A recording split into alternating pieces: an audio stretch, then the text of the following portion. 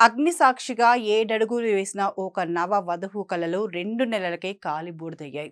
విశాఖపట్నం నగరంలో జరిగిన ఈ హృదయ విదారక ఘటన అందరినీ షాక్‌కు గురిచేస్తోంది.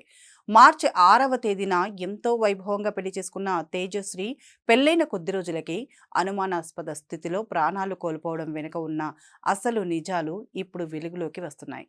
తను ప్రాణంగా నమ్మిన భర్తే తన పాలిట యముడిగా మారాడని తెలియడంతో ఆ పేరెంట్స్ గుండెలు పగిలిపోతున్నాయి. నిజానికి భర్త సోమేశ్వరరావు ఒక మాయగాడని తెలియంది.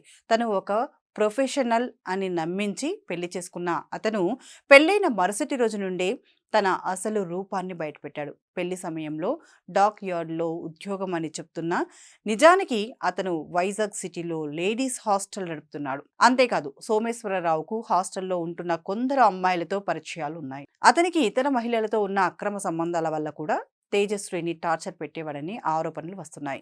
ఇంట్లో ఒకవైపు భార్య ఉన్నప్పటికీ ఇతర మహిళలతో తిరుగుతూ ఆ విషయాన్ని ప్రశ్నించినందుకు తేజశ్రీని అటు మానసికంగా ఇటు శారీరకంగా హింసకు గురిచేసేవాడు.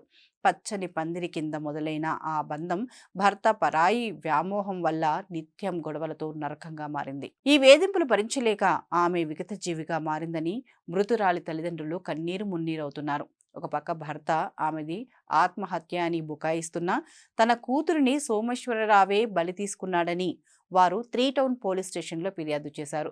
పోలీసులు రంగంలోకి దిగి సీరియస్ ఎంక్వైరీ జరిపారు.